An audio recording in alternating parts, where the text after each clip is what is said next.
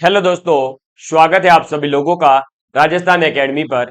मैं परवीन सिंह आप सभी लोगों के साथ में। जैसा कि आप सभी लोग जानते हैं, आप लोगों के लिए एलडीसी एग्जाम, सीईटी एग्जाम, छात्रावास अधीक्षक एग्जाम के लिए गणित और विज्ञान की क्लासेस लेकर के आ रहा हूं। आपको बता दूं कि कई विद्यार्थियों के कमेंट आ रहे हैं कि सर विज्ञान की क्लासेस स्टेनोग्राफर के लिए भी लेकर के आइए। देखिए, आप स्टेनोग्राफर की तैयारी कर रहे हैं, चाहे महिला पर्यवेक्षक की तैयारी कर रहे हैं, चाहे आप जो है एलडीसी की तैयारी कर रहे हैं, छात्रावास अधीक्षक की तैयारी कर रहे हैं, सीईटी की तैयारी कर रहे हैं, इन सभी के अंदर आप अगर साइंस का सिलेबस देखेंगे तो लगभग सेम ही है। जो टॉपिक आपके सिलेबस में नहीं हो उन्हें आप छोड़िए, प्लेलिस्ट के अंदर जाकर के देख सकते हैं। और जो टॉपिक आपके अंदर है लेकिन हमने नहीं पढ़ाया है, तो आप उस टॉपिक को कमेंट करें, हम उस टॉपिक को आपके सामने पढ़ा करके बता देंगे। यानी आपको जो है क्या करना है, तो एक ही प्लेलिस्ट है। देखो, साइंस साइंस ही है। अब चाहे आप उसको पशु परीक्षा के लिए पढ़ें, चाहे एलडीसी के लिए पढ़ें, चाहे किसी और अन्य एग्जाम के लिए पढ़ें, यही साइंस के टॉपिक में जो है फर्स्ट ग्रेड के अंदर जो जो टॉपिक आते हैं वहां भी यही पढ़ाते हैं हम। ये टॉपिक आपके जो सेकंड ग्रेड में साइंस आती है वहां पढ़ाते हैं। तो सभी जगह साइंस तो यही चलने वाली है, नियम यही चलने वाले हैं। ऊर्जा संरक्षण का नियम जो है, ऊर्जा नष्ट नहीं हो सकती, ऊर्जा बनाई नहीं जा सकती, वो वही रहने वाला है, उसमें क्या परिवर्तित होगा। इसलिए आप जो है, मेरी आपसे एक ही विनती है कि आप अलग अलग एग्जाम के लिए कमेंट नहीं करें। आपके जो टॉपिक है वो पढ़िए, नहीं मिल रहा है टॉपिक तो वो बहुत जल्दी ऐड हो जाएगा। क्योंकि ये प्लेलिस्ट कोई पर्टिकुलर ऐसा नहीं है कि हम जो है एक ही एग्जाम के लिए रखने वाले हैं। हम इस प्लेलिस्ट को बाद में जो है जनरलाइज करने वाले हैं, यानी आगे चल करके इसके अंदर साइंस का हर एक टॉपिक ऐड कर दिया जाएगा। अभी जो है टॉपिक आपके चल रहे हैं वो सिलेबस वाइज है, एलडीसी और सीईटी और छात्रावास अधीक्षक, स्टेनोग्राफर, इन सभी के लिए। लेकिन हम इसको जो है एक बार जब ये सिलेबस पूरा हो जाएगा, फिर जो जो टॉपिक साइंस के बचेंगे उनके लिए अलग से वीडियोस आप लोगों के लिए लेकर के आएंगे, ताकि ये प्लेलिस्ट अगर आज नहीं, आज से 10 साल बाद भी कोई विद्यार्थी देखे तो उसे लगे कि हाँ, साइंस इस प्रकार से भी पढ़ी जा सकती है। और आप लोगों को और भी इसके अंदर बहुत अच्छी अच्छी नई नई चीजें ऐड होती रहेगी। ये प्लेलिस्ट जो है आजीवन चलने वाली है आपके, ये ध्यान रखना। हाँ, मेरी क्लासें अभी जो मैंने जैसा कि आपको बता दिया है, 26 तारीख तक थोड़ा सा डिसकंटिन्यूटी रहेगी, इसके लिए मुझे माफ करें। कल हमारी साइंस की क्लास हुई थी, आज मैं आप लोगों के लिए गणित की क्लास लेकर के आया हूं। हम समरूप त्रिभुज को पढ़ रहे थे और समरूप त्रिभुज के अंदर हमने जो है कुछ विशेष बिंदुओं के बारे में बात करी थी, जिस वीडियो को आपने देख लिया होगा। और आज की हमारी क्लास नंबर है 30। कौन सी क्लास नंबर है? 30 नंबर की आज की क्लास है। यानी इससे पहले 29 क्लासेस हो चुकी है जो प्लेलिस्ट के अंदर अवेलेबल है, और यह बैच एकदम निःशुल्क है। साथ ही साथ आपको बता दूं कि सीईटी, एलडीसी, इनके लिए जो भी साइंस और गणित आती है उसका किसी भी प्रकार का मेरा कोई कोर्स नहीं है। कंप्लीट कोर्स आपको यूट्यूब पर ही फ्री ऑफ कॉस्ट मैं पढ़ाने वाला हूं। हम बात करते हैं समरूप त्रिभुज की, और इसको हमने बेसिक से समझ लिया है। अब ये एक हमारा टेलीग्राम चैनल है, राजस्थान एकेडमी सिरोही नाम से। आप इस टेलीग्राम चैनल से जुड़ सकते हैं। इसके ऊपर मैं जो है आज अभी मैं जब देख करके आया हूं तो 1785 से ज्यादा विद्यार्थी जुड़ चुके हैं। अब आप लोग जो है इसके साथ में जुड़े, और इस पर जैसे ही 1800 विद्यार्थियों का परिवार हो जाएगा तो मैं आप लोगों के लिए बहुत ही शानदार इसके ऊपर क्वेश्चंस लेकर के आने वाला हूं, वो भी डेज वाइज। यानी आज सोमवार है तो ये आज सब्जेक्ट, मंगलवार को ये सब्जेक्ट, ताकि आप लोगों के पीवाईक्यूज भी कंप्लीट होते चले। साथ ही साथ जो भी इंपॉर्टेंट न्यूज होती है, और हमारी क्लास के जिसको भी वीडियो के लिंक नहीं मिलते हैं, कोई वीडियो नहीं मिलता है, वो टेलीग्राम पर जाकर फाइल के अंदर चेक करेगा तो उसे हर वीडियो का लिंक मिल जाएगा। इसी के साथ मेरे द्वारा आप लोगों के लिए जो एलडीसी की पुस्तक थी वो तैयार कर ली गई है, और ऑलरेडी ये मार्केट के अंदर अब आप लोगों के लिए उपलब्ध है। तो आप इस पुस्तक को ले सकते हैं। चवन प्रकाशन के द्वारा इसे प्रकाशित किया गया है, और राजस्थान के हर एक बुक स्टोर पर अब ये अवेलेबल है। आप किसी भी जो है अपने जिले से जुड़े हुए हो, या किसी अन्य राज्य से भी कुछ विद्यार्थी हमारे वीडियो देख रहे हैं, मैं आपको बता दूं कि अभी हाल ही में एक छत्तीसगढ़ से मेरे पास में विद्यार्थी का मैसेज आया कि उस विद्यार्थी ने, जो हमारे द्वारा साइंस पढ़ाई जा रही है एलडीसी एग्जाम के लिए, उसने वो टॉपिक देखिए कि पटवारी के सिलेबस में है, और उस विद्यार्थी ने उस एलडीसी और लैब असिस्टेंट के साइंस के टॉपिकों को देख करके छत्तीसगढ़ के अंदर पटवारी के अंदर सेकंड रैंक हासिल करी है। तो ये मेरे लिए बहुत ही बड़ी खुशखबरी की है कि भाई आज राजस्थान के युवा हमारे साथ में नहीं जुड़े हुए हैं, छत्तीसगढ़ से भी हमारे साथ विद्यार्थी जुड़ा हुआ था और मुझे नहीं पता था कि वो विद्यार्थी लगातार मेहनत कर रहा है और पढ़ रहा है, और मेहनत करके जब उसने पटवारी के अंदर सेकंड रैंक हासिल करी, साथ ही साथ उसने वहां के टीचर के अंदर जो एग्जाम होता है वहां का कोई ग्रेड था उसने बताया था, उसमें भी वो सिलेक्ट हुआ। तो इसके लिए मैं आपको यही कहना चाहूंगा कि आप अपने सिलेबस के अकॉर्डिंग टॉपिक को देखें और सिलेबस में जो है आपके प्लेलिस्ट के अंदर जो जो टॉपिक अवेलेबल है उनके नोट्स बनाएं। आप ये नहीं सोचे कि ये एलडीसी के लिए या ये उसके लिए या इसके लिए। मैंने तो आज तक छत्तीसगढ़ का एक वीडियो मेरे चैनल पर नहीं डाला था, लेकिन उस विद्यार्थी ने टॉपिक समझा और अपने कंटेंट को इंप्रूव किया और आज अपने जो है पटवारी के अंदर सेकंड रैंक पूरे राज्य के अंदर लाना बहुत बड़ी बात होती है। और इस बात की मुझे बहुत खुशी है कि उस विद्यार्थी ने जो है मेरे से पढ़ करके इस प्रकार का कार्य किया। हाँ, उसकी मेहनत जरूर है, लेकिन ये खुशी इसलिए हमें मिलती है कि हमने जो है उसकी कहीं ना कहीं थोड़ी बहुत सहायता करी है, और यही टीचर को चाहिए होता है।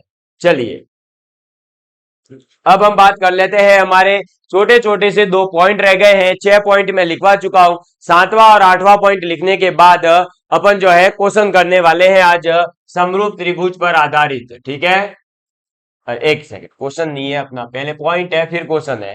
तो 7वां नंबर पॉइंट है कि एक अधिक कोण त्रिभुज, लिखेंगे एक अधिक कोण त्रिभुज, क्या है, एक अधिक कोण त्रिभुज ए बी सी। ठीक है, एक अधिक कोण त्रिभुज है ए बी सी, जिसका मान लीजिए कोण बी जो है वो अधिक कोण है। कोण बी क्या है, अधिक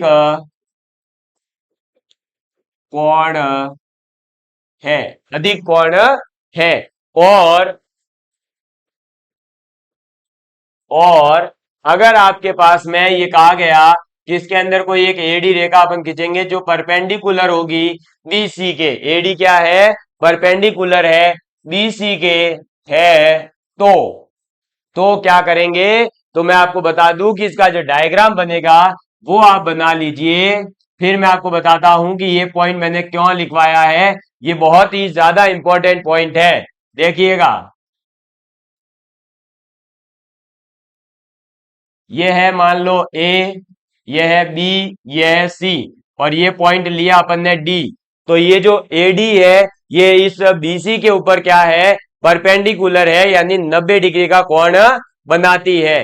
तो अगर एक अधिक कोण त्रिभुज एबीसी के अंदर 2 कंडीशन है, एक तो कोण कैसा होना चाहिए, एक कोण इसका अधिक कोण होना चाहिए, इस त्रिभुज में बी कोण अधिक कोण है, और साथ ही साथ एक ए से अपन परपेंडिकुलर डालेंगे सामने वाली भुजा बीसी के ऊपर।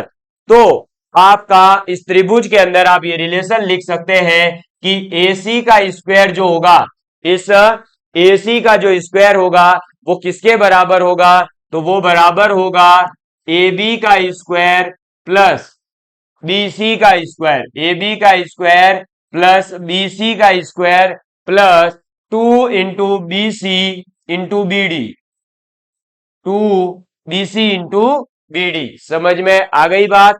तो ये रिलेशन याद रखना है, कई बार ये हमारे रिलेशन डायरेक्ट काम भी आएगा और हो सकता है कि सीधे रिलेशन ही एग्जाम में आ जावे।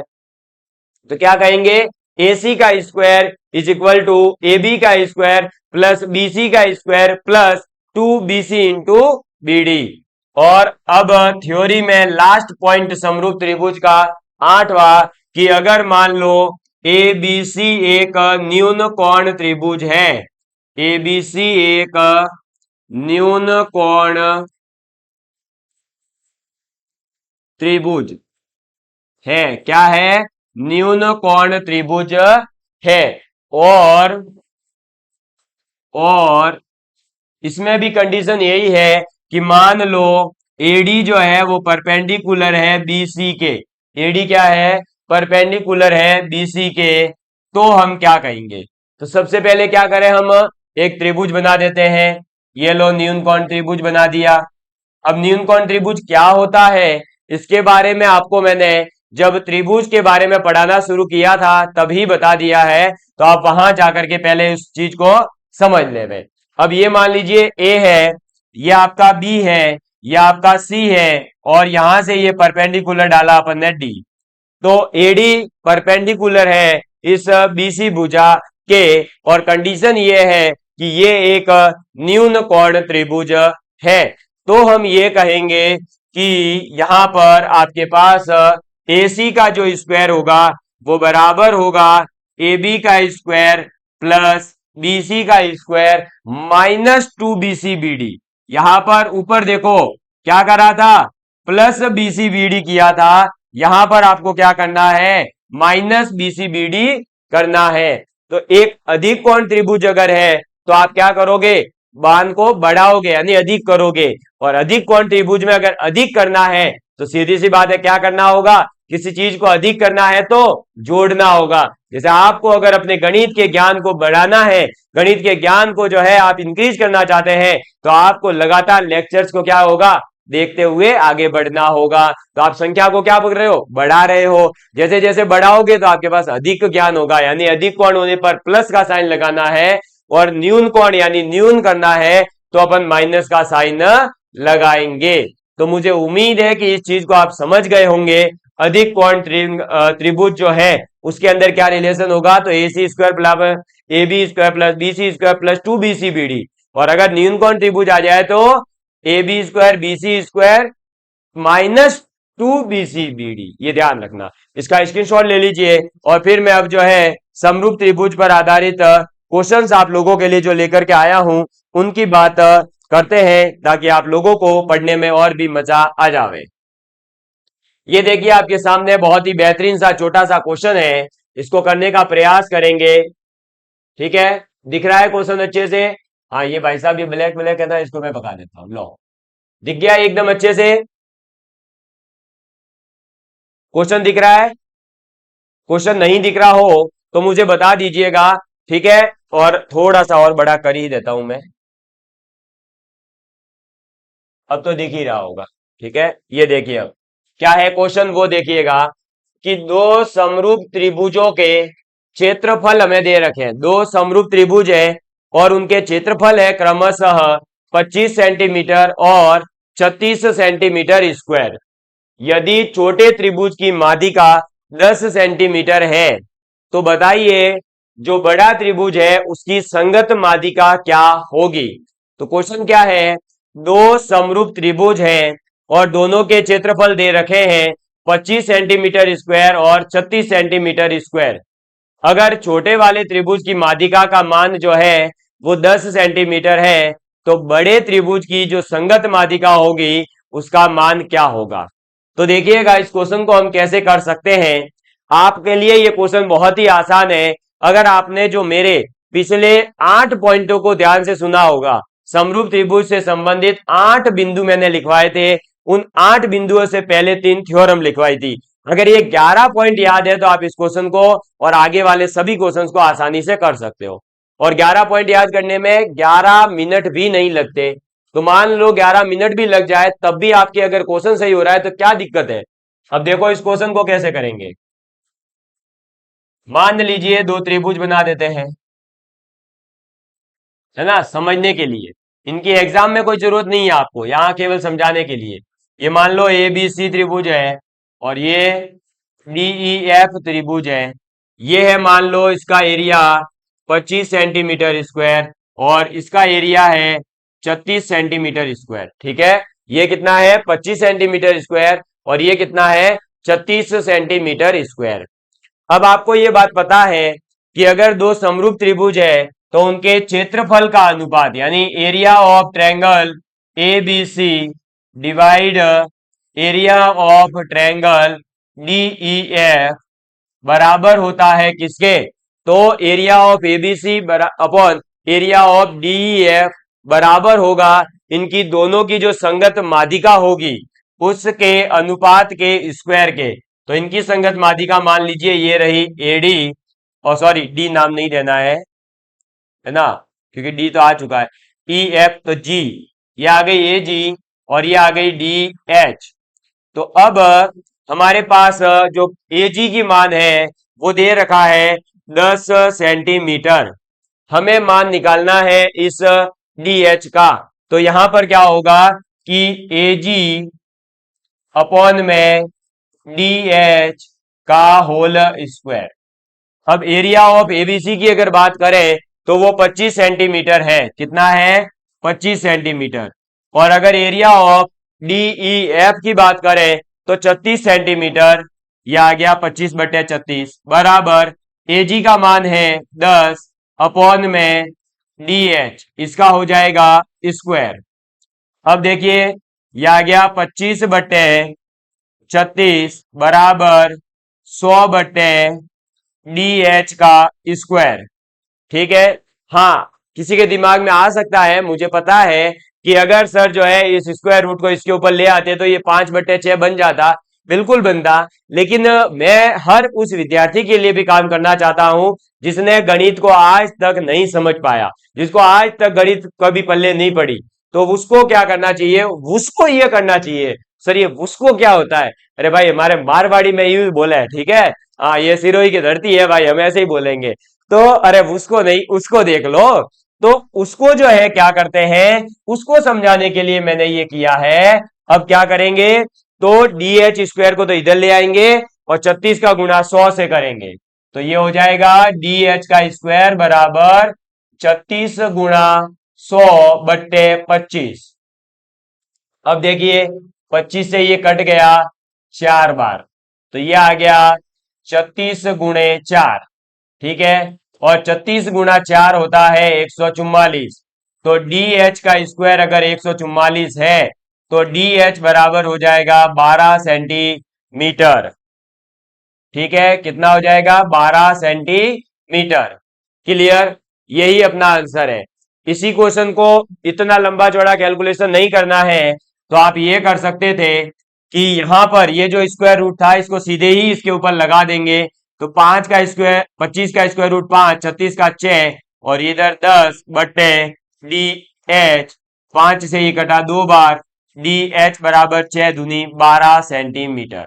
तो जो थोड़ा सा कैलकुलेशन को फास्ट समझ पाता है वो तो ये करे कि इधर ही इस स्क्वायर रूट को इसके ऊपर लगा देवे और 5/6 में कन्वर्ट करके 6 दूनी 12 करके आंसर आ जाएगा। और नहीं समझ में आता है तो ऐसे स्टेप बाय स्टेप करें। और अगर आप पहली बार गणित पढ़ रहे हैं, नया नया पढ़ रहे हैं, तो जरूर से पूरा का पूरा सॉल्यूशन लिखें ताकि आपको आगे एग्जाम के अंदर किसी भी प्रकार की तकलीफ नहीं हो। अभी आप जरूर आपका जो है 2 से 3 मिनट देंगे, लेकिन एग्जाम में यही क्वेश्चन 20 से 30 सेकंड में आप करने की कैपेसिटी में होंगे जब आप लगातार हमारे साथ में ट्रिक्स और कॉन्सेप्ट को समझते हुए चलेंगे। आप इसको आगे लिख नोट डाउन कर लीजिए, फिर अपन आगे बात करते हैं नेक्स्ट क्वेश्चन की। अगला क्वेश्चन बहुत ही सिंपल है और वो केवल और केवल इस बात पर आधारित क्वेश्चन है कि आपको ये बात पता है या नहीं कि समरूप त्रिभुज क्या होते हैं। चलिए देखिएगा, ये रहा क्वेश्चन। मैं आपके सामने इसको कर देता हूं बड़ा, ये लीजिए, है ना। ये हो गया अपने पास में बड़ा सा क्वेश्चन, करेंगे इसको सॉल्व। क्वेश्चन क्या है देखिएगा कि यदि ए बी सी क्या है। अच्छा, थोड़ा सा इसको नीचे कर देते हैं ना, ये लो। देखिए क्वेश्चन क्या है, ए बी सी और डी ई एफ में ए कोण का वैल्यू है 50, बी का वैल्यू है 70, सी का वैल्यू है 60, डी का वैल्यू है 60, ई का वैल्यू है 70, एफ का वैल्यू है 50। तो बताना है कि निम्नलिखित 4 ऑप्शन में से कौन सा अपना आंसर हो जाएगा। ये क्वेश्चन आपसे पूछा जा रहा है। तो देखिएगा इस क्वेश्चन को हम कैसे सॉल्व कर सकते हैं। करिए आप एक बार अपनी तरफ से ट्राई करिए। तो देखिए इसके अंदर हम क्या करेंगे, हमें इसके अंदर कुछ भी नहीं करना। पहले सबसे पहले 2 त्रिभुज बना दीजिए। तो हल करते हैं अब इसको अपन। हम 2 त्रिभुज बना देंगे। ये मान लीजिए एक त्रिभुज आया ए बी सी, ठीक है। और दूसरा त्रिभुज हमने जो है यहां पर बना दिया और ये त्रिभुज का नाम दे दिया हमने डी ई एफ। अब हमारे पास जो मान दे रखे हैं उनको रखेंगे। ए का मान कितना दे रखा है? 50 डिग्री। बी का मान कितना दे रखा है? 70 डिग्री। और सी का मान दे रखा है 60 डिग्री। ठीक है। ऐसे ही अब डी ई एफ के अंदर भी जो जो मान दे रखे हैं वो रखेंगे। तो देखो डी का मान कितना दे रखा है 60 डिग्री, ई का मान कितना दे रखा है 70 डिग्री, एफ का मान कितना दे रखा है 50 डिग्री। ठीक है, समझ में आ गई बात। अब देखिए हम ये देखते हैं कि इन दोनों त्रिभुजों के अंदर हमें जो ऑप्शन दिए गए हैं वो सभी यही दिए गए हैं कि हमें समरूप जो है त्रिभुज बताने हैं। ये दोनों त्रिभुज समरूप है या नहीं है और कौन सा है, इस टाइप का ये क्वेश्चन है बेसिकली। तो समरूप त्रिभुज है तो हमें पता है कि हमारे पास इसमें भुजाओं के बारे में कोई बात नहीं की गई है, तीनों कोणों की बात कर रहा है। तो ए समरूपता का जो नियम है वो हम लगाएंगे। अब वो जब हम समरूपता का नियम लगाते हैं तो हम ये देखेंगे कि पहले कौन कौन से कोण बराबर है। ए कोण का मान 50 डिग्री है और डी ई एफ के अंदर एफ का मान 50 डिग्री है, तो ए और एफ क्या हो जाएंगे, बराबर हो जाएंगे।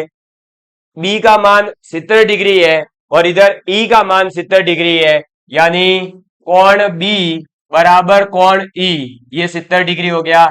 और कोण सी बराबर कोण डी है। ठीक है, अब मैंने आपको बताया ही था कि समरूप त्रिभुज के अंदर क्या करोगे, ऑर्डर फॉलो करोगे। ए किसके बराबर, एफ के, बी किसके बराबर, ई के, सी किसके बराबर, डी के। अब यहां ऑप्शन देखो एबीसी एबीसी एबीसी, यानी एबीसी त्रिभुज तो लेना ही लेना है, तो एबीसी तो ले लिया। अब एबीसी के समरूप कौन सा त्रिभुज आएगा, तो जो ए की बराबर है वही आप पहले लेंगे। ए के बराबर है एफ, यानी त्रिभुज होगा एफ से स्टार्ट, तो एफ। बी के बराबर है ई, तो इधर आएगा ई। और सी के बराबर है डी, यानी समरूप त्रिभुज कौन कौन से होंगे, तो ए बी सी और एफ ई डी, ये दो त्रिभुज समरूप है। अब ऑप्शन चेक करिए, डी ई एफ नहीं होगा, ई डी एफ नहीं होगा, एफ ई डी ये रहा ऑप्शन। समझ में आ गई बात। तो एबीसी त्रिभुज समरूप है किसके, एफ ई डी के। कैसे समरूप है मैंने आपको बताया ही है कि दोनों त्रिभुजों के कोणों को अपन ने आपस में बराबर देखे कि कौन किसके बराबर है, और फिर जो चीज एंगल के बराबर होता है समरूप त्रिभुज लिखते वक्त भी हमें यही ध्यान रखना है कि जो चीज के बराबर है उसको उसी के नाम के साथ में लेंगे। यानी ए पहले आया है तो ए के बराबर कौन था, एफ, तो एफ भी इसमें पहले ही आता है। इसमें फिर बी था तो इसमें ई आएगा, इसमें सी था इसमें डी आ गया। समझ में आ गई बात। तो इस प्रकार के क्वेश्चंस आपसे एग्जाम के अंदर पूछे जा सकते हैं समरूप त्रिभुज से रिलेटेड। और भी इससे रिलेटेड एक दो क्वेश्चंस अपन जो है अगली क्लास के अंदर करेंगे। मैंने आप लोगों को बताया है कि जैसे जितना समय मिलेगा मैं कंटिन्यू रहने की कोशिश करूंगा, लेकिन 26 के बाद तो अपने पास समय है ही, तो अपन तब तो कंटिन्यू रहेंगे ही। तो चलिए अब मिलेंगे अगली क्लास में, तब तक के लिए bye bye, love you all of you, please take care and please share with your friends. जय हिंद, जय भारत।